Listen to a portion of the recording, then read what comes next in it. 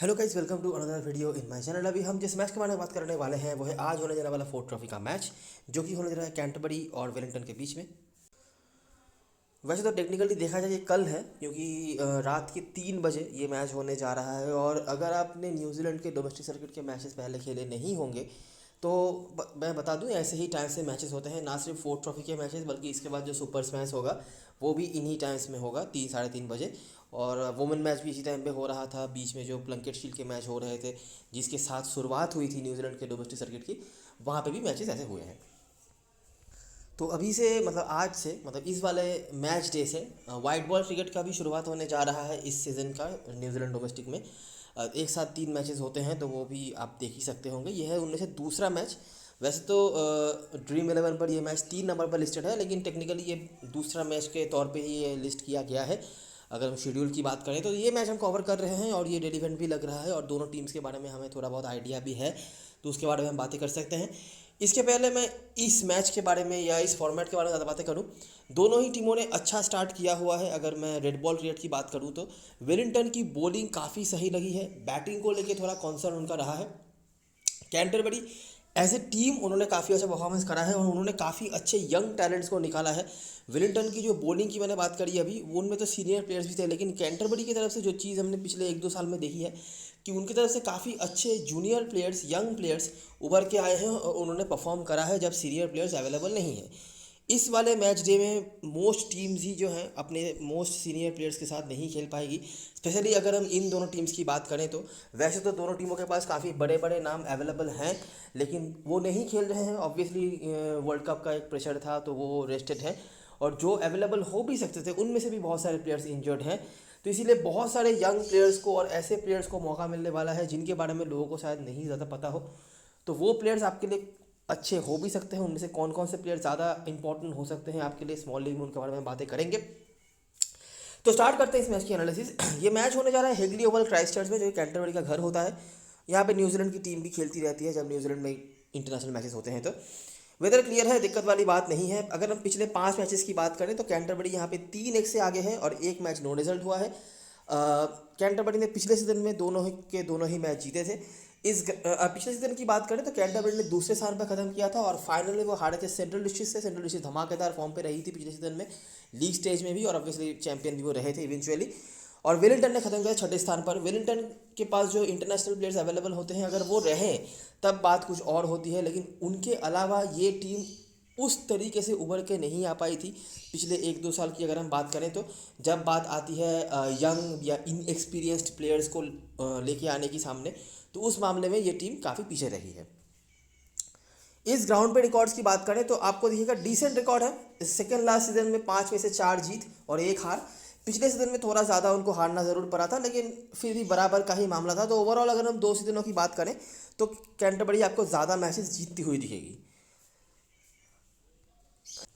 अगर हम individual performers की बात करें तो वेलिंगटन की तरफ से आपको ये कुछ प्लेयर्स दिख जाएंगे। जो चीज़ आपने देखा कि वेलिंगटन यहाँ पे 6 टीमों की टेबल में 6ठे स्थान पर थी, मतलब आखिरी पायदान पर उन्होंने खत्म किया। उसके पीछे रीज़न ये था कि उनकी बैटिंग उतनी अच्छी नहीं हुई। मैंने अभी अभी आपको बताया अभी कि प्लंकेट शील्ड में भी उनकी बॉलिंग अच्छी रही है, बैटिंग को लेके इनकन्सिस्टेंसी रही है। मैं बुरा तो नहीं कहूँगा, कुछ यंग प्लेयर्स ने कुछ मैचेस में कुछ इनिंग्स में अच्छा परफॉर्मेंस करा भी है, लेकिन इनकन्सिस्टेंसी रही है। और अभी निक केली के अलावा इनके टीम में कोई भी सीनियर प्लेयर्स आपको नहीं देखने मिलेगा। बैटिंग की अगर मैं बात करूँ, बॉलिंग अभी भी उनकी सही दिख रही है। तो यहाँ पे भी आपको वही चीज़ देखने मिल जाएगा कि देखो जब बैटिंग की बात आती है तो 2 प्लेयर्स हैं, उनमें से रविंद्रा सिर्फ 2 बड़ा इनिंग्स था 100, तो आप समझ सकते हैं उन्होंने बनाया था 313, तो उसमें से 200 उनके थे, बाकी के 7 इनिंग्स मिलाकर उन्होंने बनाए थे 100 रन के आसपास, ठीक है। और निक के लिए जैसे मैंने बताया तो वो तो सीनियर प्लेयर हैं, उनका कुछ नाम है। लेकिन अगर आप बॉलिंग पे बात करेंगे तो बॉलिंग पे आपको 3 प्लेयर्स ऐसे दिख जाएंगे जिनके पास 10 या ज़्यादा उससे ज़्यादा विकेट थे। बाकी भी कुछ रहे होंगे, लेकिन ये मेजर परफॉर्मर्स थे। दूसरी तरफ से कैंटरबरी की अगर हम बात करें तो कैंटरबरी की तरफ से हमें थो थोड़ा ज़्यादा बैलेंस देखने मिलता है। यहाँ पे लियो कार्टर और चैट बॉवेस के रूप में उनके पास मेजर परफॉर्मर्स भी थे, और भी कुछ प्लेयर्स रहे होंगे जिन्होंने परफॉर्म करा होगा। और बॉलिंग पे भी इनके पास 2-3 प्लेयर्स थे जिन्होंने 10 से ज़्यादा विकेट निकाले। तो बॉलिंग दोनों ही टीमों की सही रही है। बैटिंग एज रखती है कैंटरबरी, जिसकी वजह से वो अभी भी थोड़ा बहुत शायद आपको हिट टू हिट में आगे वो दिख रहे हैं, और पिछले सीजन में भी वो आगे रहे हैं, तो इसी रीज़न की वजह से, ठीक है। तो ये चीज़ें हो गई। अगर हम दोनों टीम्स के बारे में थोड़ा बहुत आइडिया लेने की कोशिश करें पिछले सीज़न तक, अभी देखते हैं जब ये दोनों टीमें आमने सामने हुई हैं पिछले कुछ मैचेस में, 5-6 मैचेस में या 2-3 सीज़नों में, तो हमें क्या क्या चीज़ देखने मिल रहा है। ये पहला मैच है जो कि वेलिंगटन में हुआ था। 275 का स्कोर है, बड़ा स्कोर नहीं है। करंट स्क्वाड में कॉनवे ब्लंडल में से कोई भी अवेलेबल नहीं है, ना ही शीट है। कैंटरबरी ने चेज वो नहीं कर पाए, लेकिन बॉवेस के आपको स्कोर देखने मिल जाते हैं। एसएल तो चलो रिटायर हो चुके हैं, उनके बारे में नहीं बात करते हैं। और बाकी ब्रेसवेल, मैकपीक, इनमें से कोई नहीं है। यंग हस्बैंड खाली आपको दिख जाएंगे। तो मेजर प्लेयर्स इस मैच में अवेलेबल जो खेल रहे थे वो अवेलेबल नहीं है, खाली यंग हस्बैंड का एक विकेट। लेकिन जो मेजर चीज़ है बताने लायक कि 275 का स्कोर था जो कि चेस नहीं कर पाई कैंटरबरी की टीम। ये 50 ओवर के मैचेस हैं, याद रखना। T20 से मतलब कंफ्यूज मत हो जाना। अच्छा, अगला मैच और पहला मैच जो कि अपने को इस ग्राउंड पे मिल रहा है, और वेलिंगटन यहाँ पर 119 पर निपट गई थी, जिसको लीड किया था शीन डेवी, और सीट दोनों ही अवेलेबल नहीं है। नटल का एक विकेट कैंटरबरी ने चेस कर लिया, जहाँ पे ब्रेसवेल, निकोल्स कोई भी अवेलेबल नहीं है। और जहाँ यहाँ पे कोई ज़्यादा रेलिवेंट इन्फॉर्मेशन अपने को मिल रहा है 2020 तक। आ जाते हैं 2020 का, यह आखिरी मैच था। यहाँ पे 40 ओवर का मैच था। रैंगियोरा, ये दूसरा ग्राउंड होता है कैंटरबरी का, उन्होंने बनाया था 236 रन। डिसेंट स्कोर है 40 ओवर में 236, मतलब उतना बुरा भी नहीं है। ऊपर जो मैचेस हमने देखे उसके कंपेरिजन में तो थोड़ा ज़्यादा स्कोर ही है यहाँ पे। कार्टर है। बाकी करंट स्क्वाड के बॉलरों में से आपको यंग हस्बैंड दिख जाएंगे, बाकी कोई भी खेल नहीं रहे हैं। वेलिंगटन की बैटिंग वापस से अच्छी नहीं रही। ब्रेसवेल ने कुछ रन बनाए, बाकी हेनरी, नट्टल के कुछ परफॉर्मेंसेस थे, इनमें से दोनों ही मेरे ख्याल से अवेलेबल नहीं है कैंटरबरी की टीम में। हेनरी तो है ही नहीं, नट्टल भी शायद नहीं है। अगला मैच ये सेकेंड लास्ट सीजन का लास्ट मैच था मेरे ख्याल से, वेलिंगटन में हुआ। फिर से देखो लो स्कोरिंग एनकाउंटर। हालांकि जो मेजर परफॉर्मर्स आपने देखा, बॉवेस और कार्टर, उनके परफॉर्मेंस थे। वैन बीक के 2 विकेट्स। वेलिंगटन ने यहाँ पे चेस कर लिया 219 के टारगेट को, जहाँ पर आपको रविंद्र दिख जाते हैं, नेथन स्मिथ, ये दोनों ही अवेलेबल नहीं है। लेकिन अभी भी यहाँ पे नोटिस करो 43rd ओवर तक जाना पड़ा, 7 विकेट खोने पड़े, तब जाके ये स्कोर बना। ये चौथा मैच है, ठीक है। अभी तक हमने हाईएस्ट स्कोर जो देखा है ना, वो है 275 का, जो कि वेलिंगटन ने बना था, वो भी तब जब कॉनवे, ब्लंडल जैसे प्लेयर्स अवेलेबल थे 3 साल पहले, समझ लो, ठीक है। उसके नीचे ही अभी तक मामला रह रहा है। ये 275, 276 का टारगेट चेज नहीं हुआ था। उसके बाद यहाँ पर 119, यहाँ पे तो चलो वो छोटा स्कोर था। उसके बाद यहाँ पे 40 ओवर में 236 रन, जो भी चेस नहीं हुआ। बहुत ज़्यादा भी नहीं था, लेकिन कम भी नहीं था, लेकिन बहुत ज़्यादा भी नहीं था, लेकिन वो चेस नहीं हुआ। उसके बाद 218 का यहाँ पे टारगेट था। चेस तो चलो हो गया 43rd ओवर में जाके, लेकिन काफ़ी मशक्क़त करने के बाद। बॉलरों में से आपको हेनरी, नट्टल, ये कुछ दिख जाते हैं। इनमें से शिपली भी मेरे ख्याल से अवेलेबल नहीं है, और कोई भी नहीं है, तो छोड़ देते हैं। पिछले सीजन के मैचेस की बात करें तो पहला मैच था वेलिंगटन में, कैंटरबरी ने 267 बनाया था। उसी रेंज का स्कोर हम देख रहे हैं, 275 के नीचे ही मामला है यहाँ पर भी। मैककॉन की आपको दिख जाते हैं। कार्टर अच्छा रिकॉर्ड होल्ड करते हैं, और मुझे लगता है बैटिंग सेक्शन में जो 2-3 प्लेयर्स आप एनीवेज लेने वाले हो, उनमें से ये एक है ही मैककॉन के स्कोर से। और बाकी बॉलरों में से स्नेडन, न्यूटन है, 2 विकेट उन्होंने निकाले थे। यंग हस्बैंड का एक आध बार नाम आया है, बहुत ज़्यादा कुछ कंसिस्टेंट नहीं, लेकिन हाँ थोड़ा बहुत आया है। वैन बीक का भी कभी कभी नाम आया है, लेकिन फिर से वही चीज़ आपको यहाँ पे देखने मिल रही है। वेलिंगटन की बैटिंग फिर से देखो बहुत बुरा, 165, और वो भी तब जब ब्लंडल वगैरह खेल रहे थे, और वो तो अच्छा हुआ न्यूटन ने नीचे से कुछ रन बना दिया, नहीं तो यहाँ पे और भी बुरा लगता ये स्कोर। शिपली के 6 विकेट से, बाकी नट्टल और डेवी के 2 करके विकेट्स। और लास्ट मैच जो हुआ था दोनों टीमों के बीच में, और लास्ट मैच जो इस ग्राउंड में भी हुआ था, फिर से वही चीज़, वेलिंगटन की बैटिंग फिर से यहाँ पे आपको ध्वस्त होती हुई दिख रही। 79 पर वो निपट गए हैं, और 2 दफ़ा ऐसा हुआ है कि वेलिंगटन 150 रन भी नहीं बना पाई, ठीक है, बैटिंग फर्स्ट करके। यहाँ पे 165 उन्होंने बनाया था, ये भी मतलब नहीं ही होना था, वो तो चलो न्यूटन ने रन बना दिया था। नहीं तो यहाँ पे भी हमने एक बार देखा था जहाँ पे वो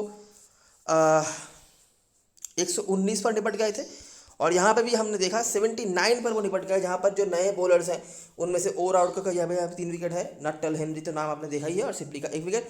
कैंटरबरी को भी काफ़ी मशक्कत करना पड़ा, ऐसा नहीं है कि बहुत आसानी से उन्होंने भी चेस कर लिया होगा, लेकिन चलो इतना कम रन था, क्या ही हो सकता था, उन्होंने चेस कर लिया।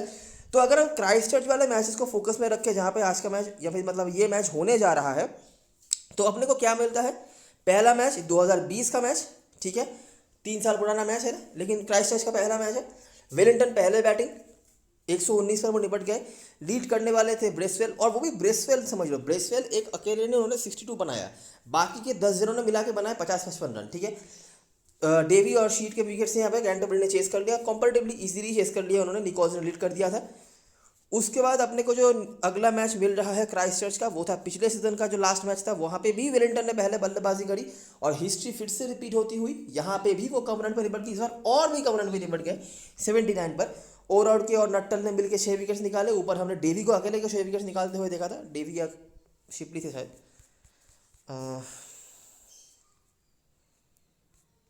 जी हाँ, डेवी के 6 विकेट से, और यहाँ पर इन दोनों ने मिलकर 6 विकेट्स निकाल दिए। ठीक है, बाकी हेनरी और शिपली दोनों ने परफॉर्म करा। कैंटरबरी की बैटिंग बहुत अच्छी नहीं रही थी, लेकिन उन्होंने चेस कर लिया। तो मोटा मोटा कहानी यह है कि ये फिक्सचर तो हमें रन नहीं दिखा रहा भाई साहब। ठीक है, बहुत कम रन बन रहे हैं। हमने 120 के नीचे 2 बार देखा है, 165 पर निपटते हुए भी देखा है वेलिंगटन को, लेकिन मोस्ट ऑफ द टाइम यहाँ पे Wellington as a batting side बहुत पीछे चल रही है। ठीक है, 275 जो कि हाईएस्ट स्कोर है इस फिक्सचर में, वो भी चेज नहीं हुआ था। और क्राइस्टचर्च में तो हाहाकार मचा हुआ है वेलिंगटन की बैटिंग का। इवन कैंटरबरी के भी बैटिंग बहुत अच्छे नहीं रहे हैं, लेकिन उन्होंने जीता तो है। जो 2 मैच उन्होंने खेला है, लास्ट के जो 2 मैच इस ग्राउंड पे इस टीम के अगेंस्ट में उन्होंने जीता तो है। और बॉलर्स का यहाँ पे दबदबा है। हमने कई बार, हम ऐसे बहुत ही कम आपको देखने मिलेगा कि 6 विकेट 3 विकेट के ऐसे बौछार लगे हुए हैं। कितनी बार हमने कितने सारे बॉलर्स को यहाँ पे डोमिनेट करते हुए देखा है। कैंटरबरी की बॉलिंग ऑब्वियसली ज़्यादा बेहतर रही है, लेकिन वेलिंगटन ने भी उतना बुरा परफॉर्मेंस नहीं किया है जब बात बॉलिंग की आई है। इंडिविजुअल परफॉर्मेंस की अगर हम बात करें बैटिंग से, तो जो बड़े बड़े नाम हैं जिनमें से लियो कार्टर का हो गया या बोवेस का हो गया, इनका आप जो करंट स्क्वाड में है इनके आप नाम ढूंढ सकते हो। वेलिंगटन की तरफ से जो करंट स्क्वाड में कोई भी ऐसा नहीं है, शायद थोड़ा बहुत निक केली का इधर उधर स्कोर देखने मिल जाए, लेकिन बाकी ऐसा किसी का भी कुछ ऐसा नहीं है जिसके बारे में आप ज़्यादा फोकस कर पाओ। ठीक है, तो ऑब्वियसली अगर हम हिस्ट्री की बात करें तो वो चीज़ें सारे कैंटरबरी के सपोर्ट में जा रहे हैं। अभी बहुत सारे प्लेयर्स इनमें से चेंज हो चुके हैं, चीज़ें भी चेंज हो चुकी हैं, तो देखते हैं आगे कि क्या होता है। लेकिन अभी के लिए तो यही चीज़ें हैं अगर हम हेड टू हेड की बात करें तो। अभी हम बात करेंगे ग्राउंड के बारे में और देखते हैं कि यहाँ पे क्या क्या चीज़ें हैं। अच्छा, अगर हम समराइजेशन पे आ जाए, अच्छा रिपॉन का नाम आपने नहीं देखा होगा इस पूरे फिक्सचर में अभी तक। रिपॉन अभी कैंटरबरी की टीम में खेलते हैं, अगर आपको नहीं पता हो तो। रिपॉन पहले खेलते थे ओटागो के होकर, ठीक है, तो इसीलिए इस फिक्सचर में उनका नाम नहीं है। लेकिन जब वो ओटागो के होकर खेलते थे तब उनका जो रिकॉर्ड रहा है अगेंस्ट वेलिंगटन, अगर हम पिछले 3-4 सीजनों की बात करें तो बहुत बढ़िया रहा है, स्पेशली बैटिंग से। तो ठीक है, उनको काफ़ी नीचे बैटिंग मिलती है, लेकिन जितना भी बैटिंग उनको मिला है उन्होंने अच्छा करा है। बॉलिंग से भी ऑलमोस्ट रेगुलरली विकेट उन्होंने निकाले हैं, तो काफ़ी इंपॉर्टेंट प्लेयर बन जाते हैं। ऐसा ना हो कि रिपॉन का रिकॉर्ड नहीं है और आपने मिस कर दिया। रिपॉन के रिकॉर्ड अच्छे हैं। ये पहली बार खेल रहे हैं फॉर कैंटरबरी अगेंस्ट वेलिंगटन, लेकिन जब वो वेलिंगटन के अगेंस्ट में खेले भी होंगे किसी और टीम के होकर, तब भी उनके रिकॉर्ड बहुत अच्छे थे। ग्राउंड में रिकॉर्ड की बात करें तो ये कुछ प्लेयर्स हैं जिनमें से बोवेस और मैककॉन्ची आपको दिख जाते हैं। ये पुराने प्लेयर्स हैं तो इनके रिकॉर्ड थोड़े बहुत हैं। मैककॉन्ची का रिकॉर्ड ऑब्वियसली रिसेंट कुछ time specially white ball cricket में काफ़ी खराब हुआ है। रेड बॉल क्रिकेट में वो अभी अच्छा कर रहे हैं, लेकिन वाइट बॉल क्रिकेट में उतना अच्छा अभी तक नहीं रहा है, मतलब रिसेंट मैचेज में।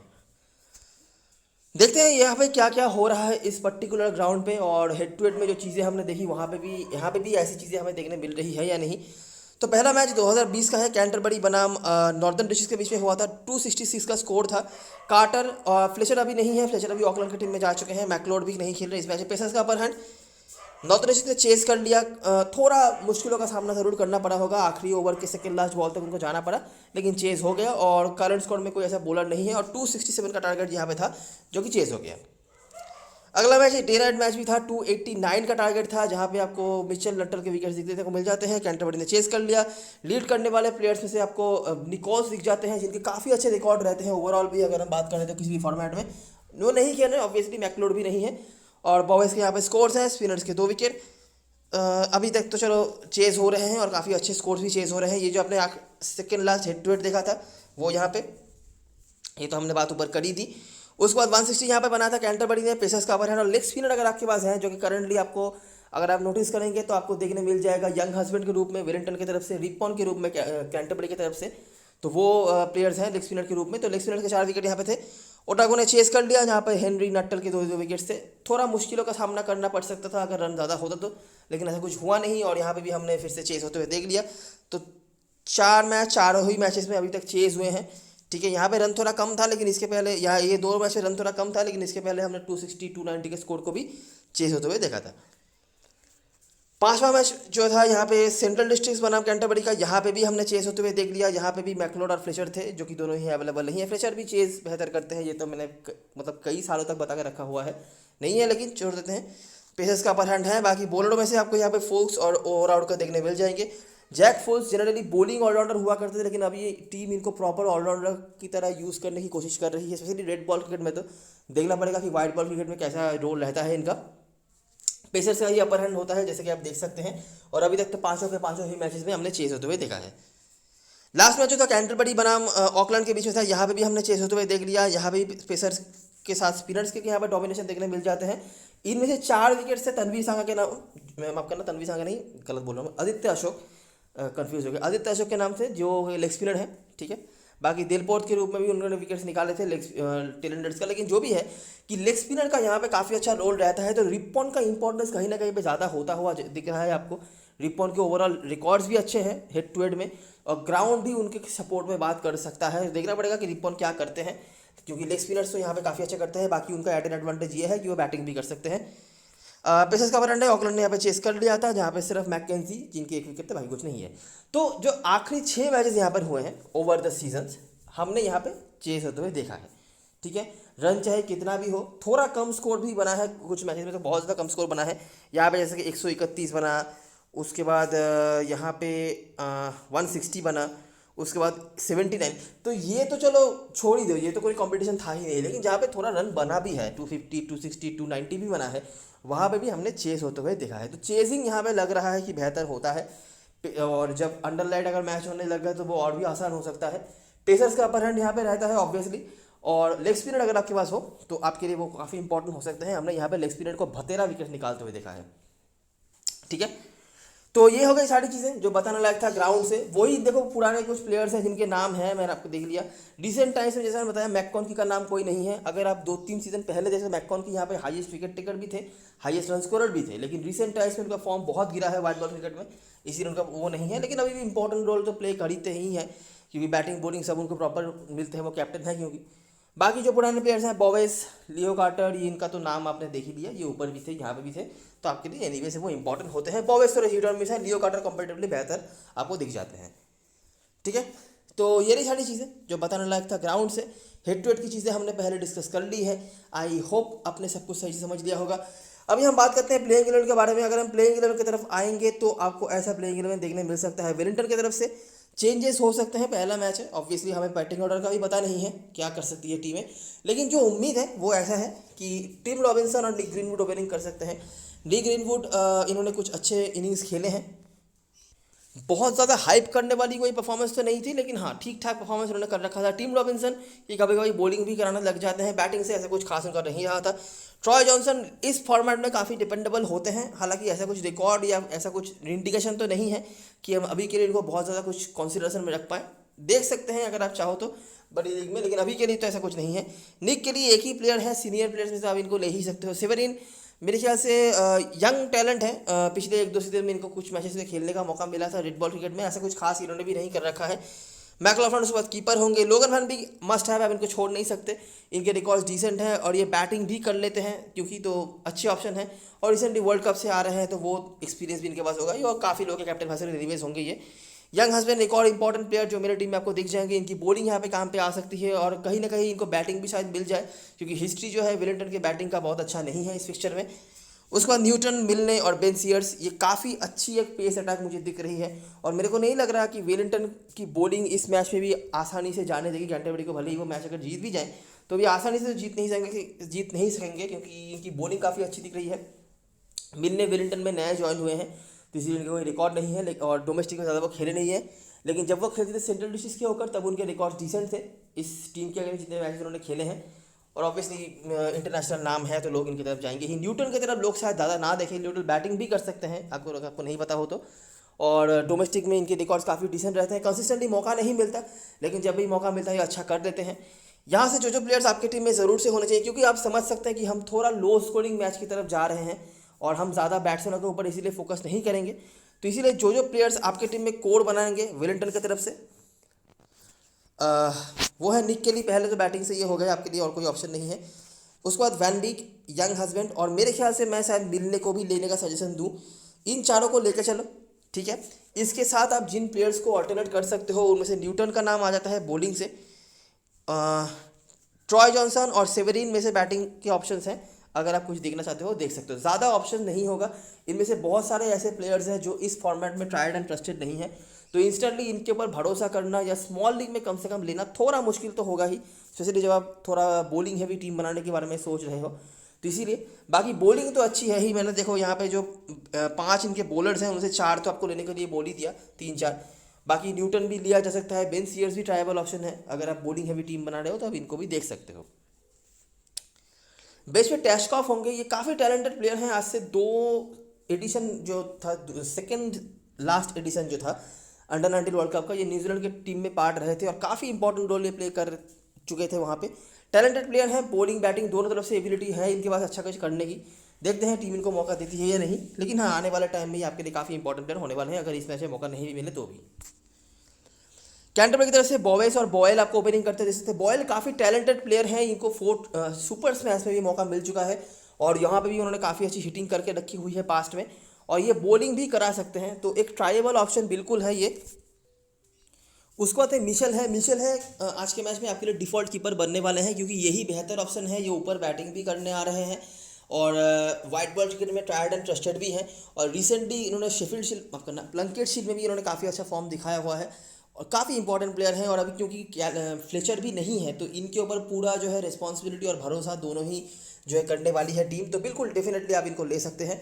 उसके बाद चेम्बरलेन होंगे, मैककॉन की, डीलन हंटर, फुक्स, रिपन, उराउट, मैकेंजी और ये जेकब्स और कैम पॉल शायद इनका नाम है, इन दोनों में से कोई एक खेल सकते हैं। ये जो नए प्लेयर्स हैं जेकब्स हो गए या पॉल हो गए, उसके बाद हंटर, चेम्बरलेन, इनके बारे में ज़्यादा कुछ इन्फॉर्मेशन नहीं है, ठीक है, और इन्होंने ना ही रेड बॉल क्रिकेट में ज़्यादा कुछ मैचेस खेले हैं। चेम्बरलेन ने कुछ मैचेस खेले थे पिछले सीजन में, ठीक ठाक परफॉर्मेंस है, मैं ऐसा तो नहीं कहूँगा बिल्कुल भी कि स्मॉल लीग में ले लो ऐसा कुछ, लेकिन हाँ अच्छा परफॉर्मेंस इनका था। शायद अभी आप ना लो, आने वाले टाइम पे देख सकते हैं आप कि वो क्या कर रहे हैं, उस हिसाब से आप देख सकते हो। डीलन हंटर का भी वही सीन है। इनमें से जो प्लेयर मैं कहूँगा कि वो है जेकब्स, ठीक है, ये बैटिंग भी कर सकते हैं और मुझे काफ़ी सही प्लेयर लगे हैं। अभी के लिए मैं शायद नहीं भी कहूँ, स्मॉल लीग में तो बिल्कुल भी नहीं कहूँ, बड़ी लीग में अगर आप चाहो इनमें से किसी एक को ट्राई करने को तो आप जेकब्स की तरफ देख सकते हो, नहीं भी देखोगे चलेगा, ठीक है। बाकी देखो जो प्लेयर्स आपकी टीम में ज़रूर से होने चाहिए, जहाँ पे आप रेस्ट्रिक्शन वाले साइड्स में खेल रहे हो, जहाँ पे आपको मिनिमम 3 बैट्समैन लेने को ही है, वहाँ पे तीसरा मतलब एक तो आपने निक के लिए वहाँ से ले लिया और बाकी जो 2 हैं उनमें से बॉयस को आप ले सकते हो। लियो कार्टर क्योंकि अवेलेबल वो नहीं है तो बॉयल एक ऑप्शन है जिनको आप देख सकते हो और ये ज़रूरत पड़ने पर बॉलिंग भी कर सकते हैं, ठीक है, जिन्होंने पास्ट में बॉलिंग करा के रखा हुआ है। तो बॉयस मस्ट हैव है, बैटिंग सेशन में होंगे, वैसे भी कोई दिक्कत वाली बात नहीं है इनको सिलेक्ट करने में। मीश है भी आपको लेना ही पड़ेगा, मतलब अच्छा करे बुरा करे यही बेहतर ऑप्शन है कीपर सेक्शन से। उसके बाद रिपन एक और प्लेयर जिनको आप छोड़ना नहीं चाहोगे।